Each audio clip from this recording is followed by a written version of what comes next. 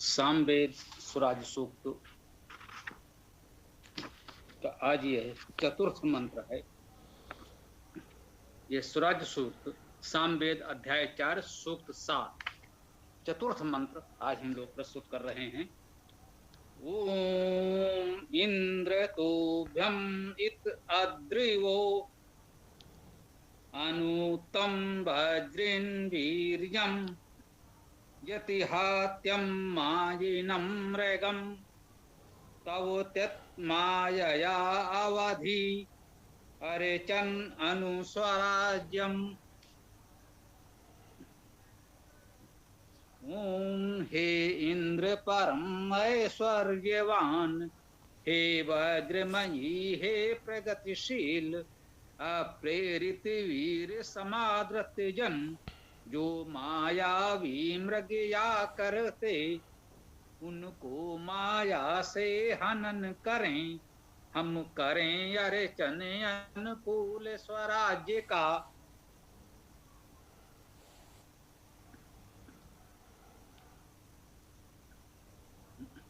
हम लोगों ने इससे पूर्व स्वराज्य सूक्त ऋग्वेद से किया था। ऋग्वेद मंडल 1 सूक्त 80, उसमें भी कुछ इसी प्रकार के मंत्र थे। लगभग यही कह सकते हैं, क्योंकि ये भी कहा जाता है या ऋचा तत्साम, जो ऋचा है अर्थात ऋग्वेद के मंत्र हैं वही साम है अर्थात सामवेद के मंत्र हैं। ऋच आरूढ़म साम ऐसा भी कहा गया है। साम अर्थात सामवेद के मंत्र ऋचाओं पर ही आरूढ़ हैं। ये शास्त्रीय शब्दावली है। सामान्यतः आप चाहें तो कह सकते हैं, लोग कहते हैं कि सामवेद के मंत्र ऋग्वेद में भी हैं या ऋग्वेद से सामवेद के मंत्र लिए गए। कहने के तरीके अलग अलग हो सकते हैं। बात यही है कि सामान्यतः सामवेद के मंत्र बहुत कुछ किसी न किसी रूप में ऋग्वेद में मिल जाते हैं। शब्दशः अर्थ करने समझने की दृष्टि से तो वही मंत्र हैं। एक बार आप पढ़ चुके हैं तो उसमें कुछ बहुत परिवर्तन नहीं आएगा। सूक्त गठन की दृष्टि से कुछ अंतर हो सकता है, उसमें कुछ विशेष संदेश विशेष गठन का कारण हो सकता है। तो हम लोग प्रयास करते हैं आज इस मंत्र को समझने का। इंद्र संबोधन है, कोई विभक्ति नहीं है। संबोधन में कोई विभक्ति नहीं लगती। संबोधन कारक में प्रथमा विभक्ति मानी जाती है, परंतु एक वचन में उसका जो विभक्ति चिन्ह है विसर्ग उसका लोप होता है, ऐसा कहा जाता है। वही बात है, कहने का तरीका कुछ भी हो, बात यही है कि संबोधन कारक में शब्द मूल रूप में प्रयोग होता है। कोई विभक्ति चिन्ह एक वचन में तो कम से कम नहीं लगता। द्विवचन बहुवचन में इसलिए लगाना पड़ेगा कि उसके से पता चलेगा कि यह द्विवचन है या बहुवचन है। एक वचन तो स्वाभाविक रूप से है ही। तो इंद्र, हे इंद्र, पूरे सूक्त का देवता इंद्र है। हम लोग पहले भी चर्चा कर चुके हैं। यदि परमेश्वर्य, यदि इंद्र धातु का अर्थ परमेश्वर्य होना है तो इंद्र शब्द का अर्थ परमेश्वर्यवान अर्थात परमेश्वर है। तो हे इंद्र, हे परमेश्वर, तुभ्यम, तुम्हारे लिए, चतुर्थी एक वचन, इत ही निपात अव्यय भी कह लें, अद्रिवो, अद्रिवो शब्द का अर्थ अहिंसक और भोजनदाता। दो अर्थ हम लोगों ने इसमें स्वीकार किए। जी, हमने कहा ये दो अर्थ हमने इसमें स्वीकार किए हैं। हम निरंतर आपसे निवेदन कर रहे हैं कि वेद बहुअर्थी है और इसी अर्थ में कहा गया है अनंता वै वेदा। वेद पुस्तक के रूप में तो एक पुस्तक है, छोटी सी पुस्तक है, एक बाइंड में एक पुस्तक के रूप में चारों वेद हम लोगों ने प्रकाशित भी किए हैं, जो चाहे मंगा सकते हैं। चारों वेद एक पुस्तक में है, स्वाभाविक है, उसमें अर्थ नहीं है, मूल संस्कृत है। तो पुस्तक के रूप में तो एक पुस्तक वेद है जो सहज भाव से आपके समक्ष है। 20,349 मंत्र उसमें है संभवतः लगभग। तो परंतु अनंता वह वेदा हम लोग इसी रूप में कहते हैं कि उसका अर्थ विस्तार अनंत है, श्लेष विशेषता है, एक एक शब्द के अनेक अर्थ होते हैं। उस प्रकार से वेद का अर्थ विस्तार अनंत हो जाता है। तो आप कितने भी अर्थ ग्रहण करें, अद्रिवो शब्द के हमने यहाँ पर दो अर्थ विशेष रूप से ग्रहण किए, अहिंसक और भोजनदाता। आ उपसर्ग के रूप में माने, आ का अर्थ नहीं। द्वि धातु है विदीर्ण करना, चीरना फाड़ना, हिंसा करना, तो उससे इसका अर्थ हुआ अहिंसक। और अद धातु का अर्थ खाना है। तो अद्रिवो भोजन, भोजनदाता का अर्थ भी हम ग्रहण कर सकते हैं। उसमें हम अद धातु मानेंगे तो भोजन दाता का अर्थ आ जाएगा, और आ उपसर्ग मानकर करेंगे तो अहिंसक अर्थ आ जाएगा। द्वि धातु का अर्थ आदर करना, जो हम लोग कहते हैं आदर करते हैं, आदर में आ उपसर्ग है, वे द्वि धातु से दर बना आदर। तो अद्रियों का एक अर्थ कोई चाहे तो ये भी कह सकता है आदर न करने वाला, आदर न करने योग्य। तो मंत्र में इसकी चर्चा नहीं की जा रही। हमने आपको बताया है कि इसमें हम वही अर्थ ग्रहण करते हैं जो अन्य शब्दों को देखते हुए पूरे मंत्र का एक सकारात्मक अच्छा अर्थ हमको दे सके। तो अद्रियों में दो अर्थ हमने ग्रहण कर लिए, अहिंसक और भोजनदाता। तो इंद्र तुभ्यम इत अद्रिवो, हे इंद्र परमेश्वर तुम्हारे लिए ही ये अद्रि अहिंसक भोजनदाता। हमें अहिंसक होना है और भोजनदाता होना है दूसरों के लिए। ये हम कह रहे हैं परमेश्वर के लिए, इंद्र के लिए, कि आप अहिंसक हैं, भोजनदाता हैं। तो उससे सीखने की प्रेरणा हमारे लिए यही है कि हम अहिंसक हों, दूसरों को भोजन दें, तब उस परमेश्वर की उपासना सार्थक होती है, जिसकी स्तुति हम यहाँ कर रहे हैं। हे इंद्र, आप अहिंसक भोजनदाता हैं, और आपके लिए अहिंसक और भोजनदाता जो हैं, कहते हैं अनुत्तम। आ उपसर्ग नहीं के अर्थ में जैसे अद्रिवों में लिया था। नुद प्रेरणा धातु है, नुद प्रेरणा करना। आज विज्ञान तकनीक के विद्यार्थी जानते हैं प्रणोदन आदि शब्द भौतिकी में प्रयोग होते हैं। जो अंतरिक्ष यान जाते हैं वो इसी प्रणोदन की शक्ति से कार्य करते हैं, इसी सिद्धांत पर कार्य करते हैं। तो ये नुद धातु है, प्रेरणा करना, प्रेरित करना। अनुत्तम अप्रेरित, वह अप्रेरित है, उसे कोई प्रेरित नहीं कर सकता। अब ईश्वर को, परमेश्वर को कौन प्रेरित करेगा? हम सबको प्रेरित करने वाला वह है। हम विभिन्न मंत्रों में यह प्रार्थना करते हैं कि आप हमें प्रेरित करें, उसे कौन प्रेरित करेगा? और उसका जो परम उपासक हो जाए वह इस स्थिति में आ जाता है कि अब उसे कोई दूसरा प्रेरित नहीं कर सकता। इस अर्थ में लेने कि बहला फुसला नहीं सकता, कोई उसे अपने अनुसार नहीं चला सकता, क्योंकि उसने तो उसको पा लिया है जो सबको प्रेरित करने वाला है। वो अब समाज को प्रेरणा देगा, अब कोई और उसे अपने मार्ग से डिगा नहीं सकता, किसी और दिशा में प्रेरित नहीं कर सकता।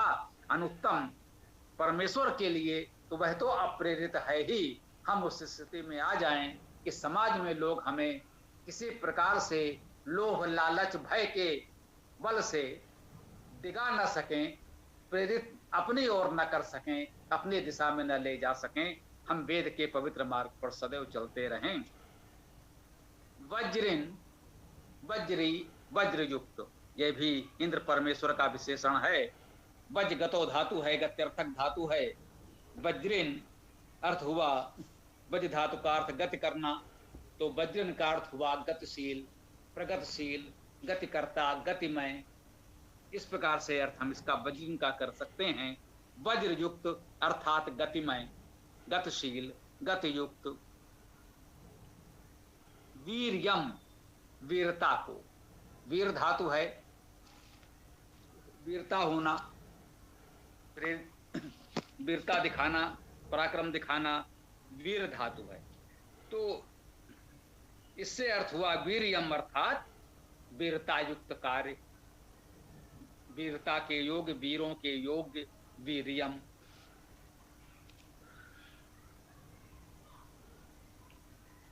यत हात्यम माजिनम मृगम, यत हा, यत जो, हा निपात है, बल देने के अर्थ में, ही के अर्थ में मान सकते हैं। त्यम, त्यम का अर्थ तुमको या उसको सर्वनाम है। ये वैदिक सर्वनाम है, संस्कृत में सामान्यता नहीं होता। तो त्यम का अर्थ उसको त्वम के अर्थ में मान लें। लौकिक संस्कृत में त्वम लिखा जाएगा, त्यम नहीं होता। वेद में यह त्यम रूप मिलता है, ये वैदिक संस्कृत है, वैदिक रूप है, ऐसा कह सकते हैं। यतिहात्यम, जो उसको ही, माजिनम मृगम, माइनम माया युक्त, मायावी किसे कहते हैं, मृगम मृग को। तो माइनम को समझ लें, माया युक्त, ये माया क्या है, माया में मय धातु है, गति करना, जाना, क्लिष्ट कार्य करना।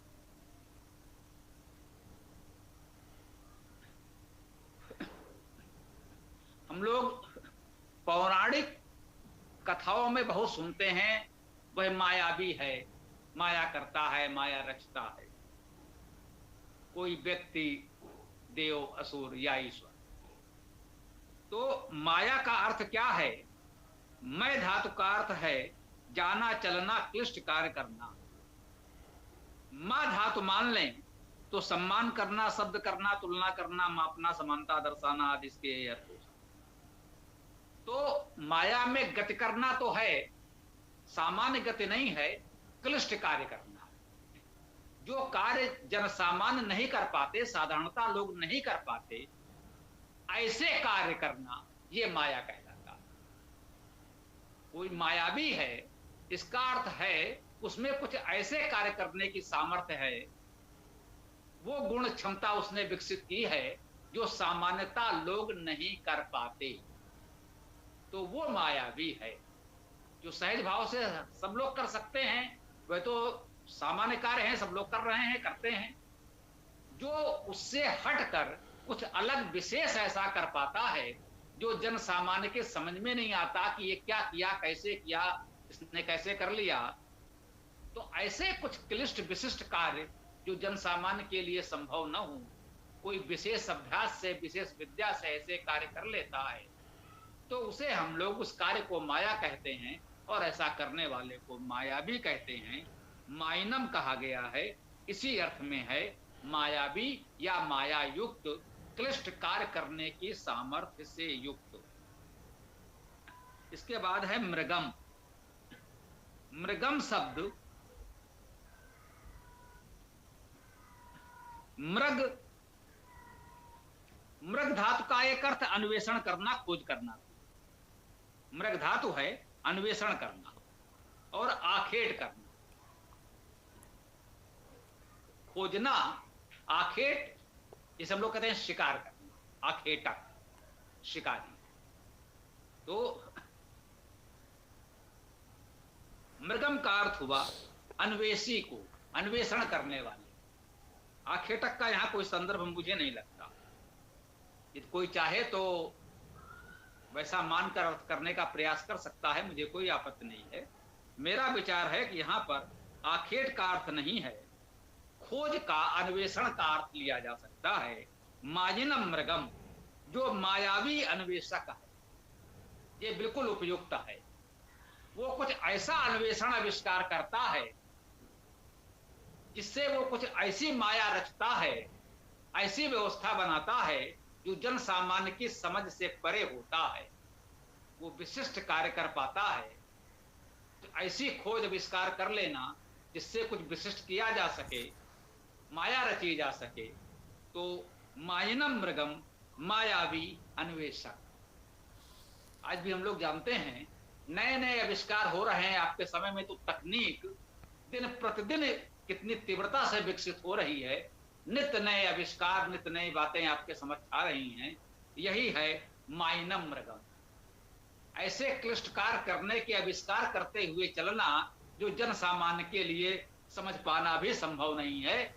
कुछ समय पहले हमारे लिए वो कल्पना में भी नहीं होता और थोड़े समय में वो साकार रूप में आपके हाथ में आ जाता है कि लो, ये तो अब सरलता से होने लगा। ऐसे यंत्रोपकरण, ऐसे बातें विकसित हो गई, ये जो खोज हो गई।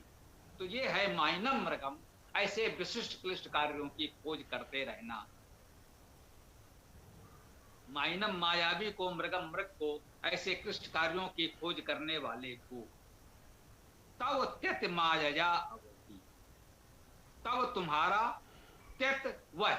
अब इसको तत् ही समझें, यह वैदिक रूप है। त्यत संस्कृत में तत् होगा। लौकिक संस्कृत भाषा और वैदिक भाषा में बहुत अंतर है। ये अब हम लोग इतने समय से वेद की चर्चा करते हुए सीख गए हैं, जान गए हैं। ये कुछ नए लोग हैं तो समझ लें कि सामान्यता जो संस्कृत भाषा कहते हैं, वैदिक भाषा उससे अलग बिल्कुल विशिष्ट भाषा है। दोनों में पर्याप्त अंतर है। ये कुछ उदाहरण हमको सहज भाव से सभी मंत्रों में मिलते हुए चल रहे हैं। तव त्यत, तुम्हारा वह, माया अवधि। माया, माया द्वारा। माया पर हम लोग चर्चा कर चुके माइनम के संदर्भ में। माया, माया द्वारा, तृतीया एक वचन। माया द्वारा या माया के साथ एक ही बात। अवधि, आ उपसर्ग है, ये क्रियापद है, क्रियात्मक उपसर्ग है, क्रिया उपसर्ग है। वधि, वध करना, हनन करना, मारना। अवधि अर्थात वध किया। आ उपसर्ग आता है क्रिया में तो यह भूतकाल की क्रिया बन जाती है। अवधि अर्थात वध किया। ये भी हमने बताया है कि वेद में भूतकाल, वर्तमान, भविष्य का बहुत महत्व नहीं है। इसको लकार व्यत्यय कहते हैं।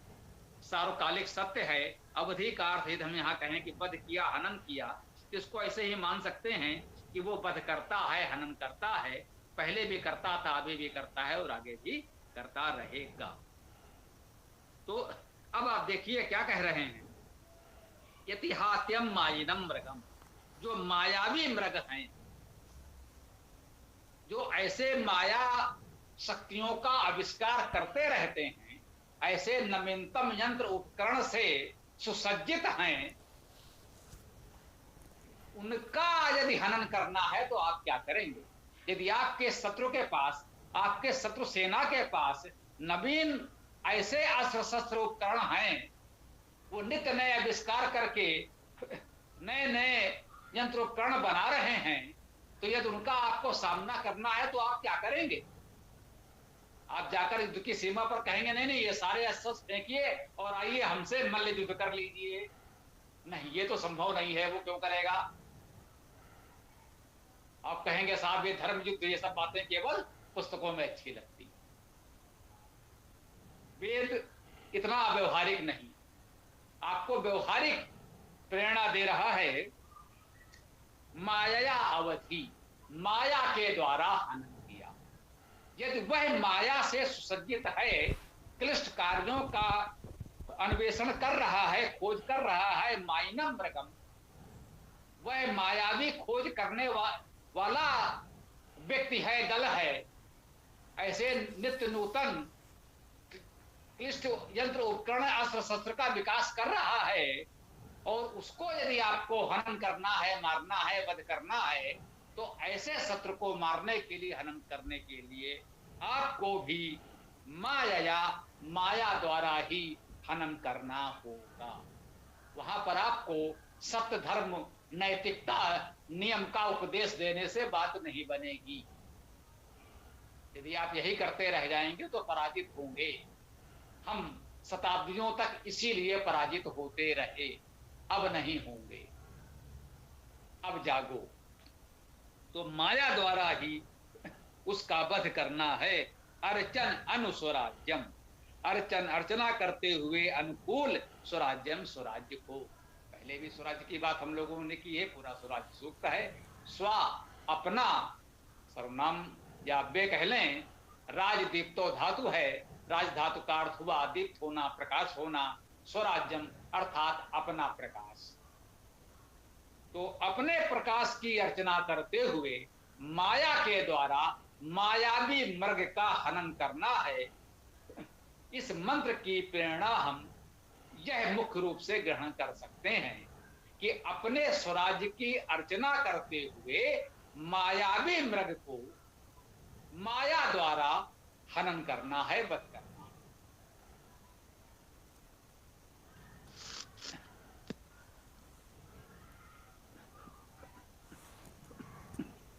जो हमने कहा हम लोग पराजित इसीलिए हुए, बहुत विस्तार में नहीं जाएंगे। 10,000 सैनिकों के साथ बाबर 1 लाख की सेना पर भारी पड़ा, पानीपत भी जीता और खंडवा की लड़ाई में राणा संग्राम सिंह के पास 1 लाख से अधिक सेना थी। 10,000 सैनिक क्यों विजयी हुए? क्योंकि उसके पास तोपें थी और यहां लोग धनुष बाण भाला बर्छी लिए खड़े थे। अंग्रेज इसीलिए विजयी हुए कि उनके पास बंदूकें थी और हमारे यहां बड़े बड़े योद्धा तलवार चला रहे थे। तो ये यदि उन्होंने वेद पढ़ा होता, वेद से प्रेरणा ली होती, वैदिक स्वराज्य को समझा होता, तो हम इस तरह पराजित नहीं होते, हम शताब्दियों तक परतंत्र नहीं होते। हम भी उनकी तुलना में वैसे ही शस्त्रों का विकास कर पाते। तो हमारे यहां वीरता का अभाव नहीं था, एक से एक पराक्रमी वीर योद्धा हमारे पास थे। ये मेरा विचार है कि हम पराजित हुए तो इसलिए कि उनके पास तोपें थी, हमारे पास तलवारें थी। उनके पास बंदूकें थी, तब भी हम तलवार चला रहे थे। तो तोपों बंदूकों के समक्ष हम तलवार भाला लेकर कैसे विजयी हो सकते हैं? तो यही कहा है, माइनम मृगम माया अवधि। जो मायावी मृग हैं, जो क्लिष्ट कार्यों का यंत्रोपकरण का अन्वेषण करने वाले हैं, उनको माया द्वारा ही मार सकते हैं। यह प्रेरणा हमें ग्रहण करनी चाहिए, तभी हम विजयी होंगे, सफल होंगे और अपने स्वराज्य को सशक्त बना सकेंगे। इस मंत्र की यही हम मेरे विचार से मूलभूत केंद्रीय प्रेरणा है। ओम खम ब्रह्म।